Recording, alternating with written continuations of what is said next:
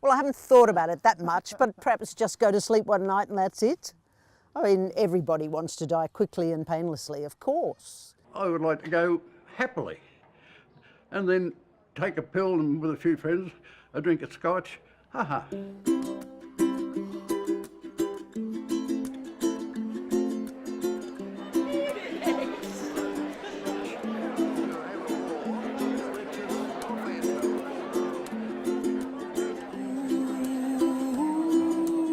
This is about giving us a voice so that the pollies and other people out there hear how many people really would like the certainty of being able to make their own end-of-life choices and be heard about it.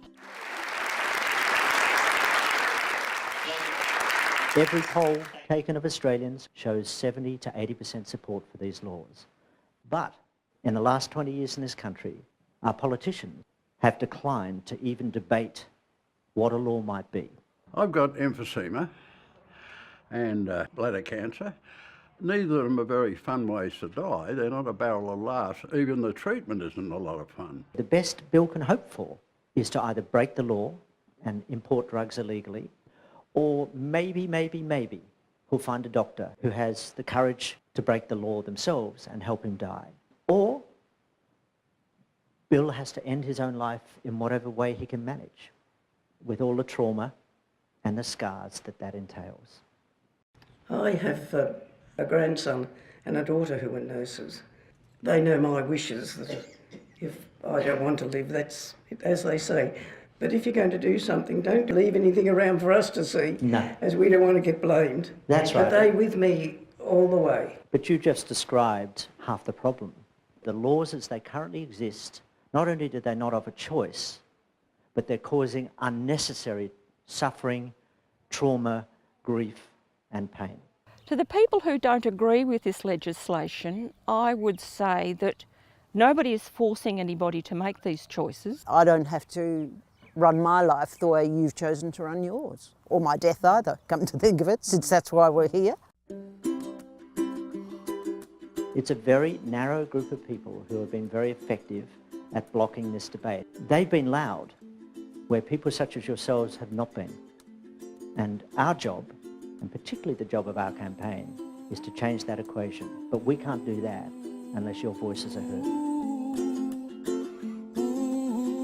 We would like to show some of you some basic social media skills and get you to record a message, which we will then send out to politicians on your behalf. So what message would you like to send to Daniel Andrews, our Premier? To Mr. Andrews? Yeah. Yes. I'm not afraid of dying, but I wouldn't like to spend the last hours with none of the family near me. We'd all say none of us want to suffer. No one wants to die in pain and live in pain. And I think when your time has come, you'll know.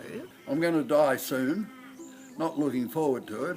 We need a choice of how we are going to end our lives. Please let us people, us older people, choose the way we want to go. And I expect you guys out there, to help me.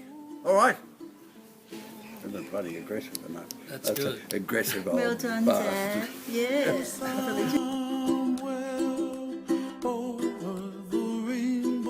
gonna smile? Oh, I look horrible. No, you don't. This is my voice and our choice. You have to blow a kiss to the camera. You have to go.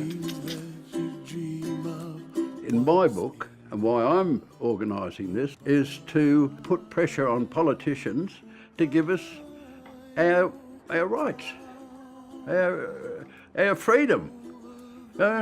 Gallipoli and blow the flag and hurrah for the revolution.